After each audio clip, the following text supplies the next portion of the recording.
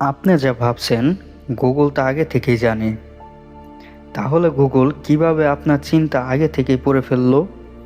কখনো কি আপনার সাথে এমন হয়েছে আপনি কিছু ভাবছেন আর কিছুক্ষণের মধ্যেই গুগল, ইউটিউব কিংবা ফেসবুকে সাজেস্ট পোস্ট দেখতে পাচ্ছেন?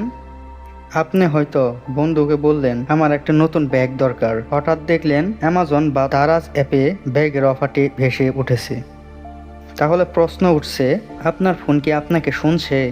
না শুনলেও গুগল কি সত্যি আপনার মনের কথাও আগে থেকে জানে? 2018 সালে দ্বীপহার ও রিড সহ অনেক তথ্য প্রযুক্তি মাধ্যম প্রকাশ করে গুগল, ফেসবুক, অ্যামাজন সবচেয়ে বড় কোম্পানিগুলো আপনাকে বুঝতে এআই ও মেশিন লার্নিং ব্যবহার শুরু করে।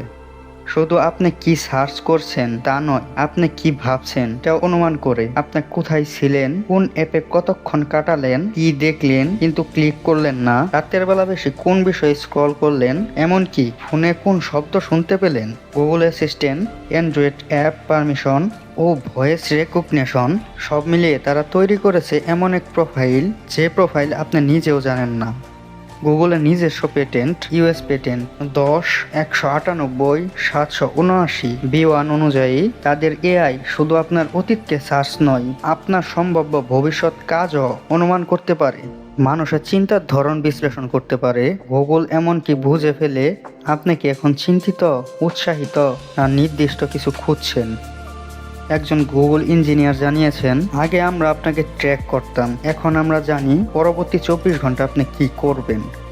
এই তথ্য শুধু আপনাকে বিজ্ঞাপন দেখানোর জন্য নয়, বিশ্বের বড় বড় কোম্পানি, রাজনৈতিক দল, এমনকি নিরাপত্তা সংস্থার হাতেও এই ডাটা বিক্রি হয়।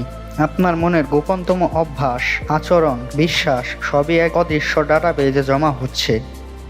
তাহলে এখন প্রশ্ন, আমরা কি আর স্বাধীনভাবে চিন্তা করতে পারি না, নাকি আমাদের চিন্তাও এখন গুগল সার্ভারে বন্দী? এই ঘটনা কি আপনাকে ভয় পাইয়ে দিচ্ছে? কমেন্টে জানিয়ে দিন আপনার অভিজ্ঞতা। আর এমন আরও বাস্তব কিন্তু অবিশ্বাস্য তথ্য পেতে আমাদের চ্যানেলটি সাবস্ক্রাইব করতে ভুলবেন না।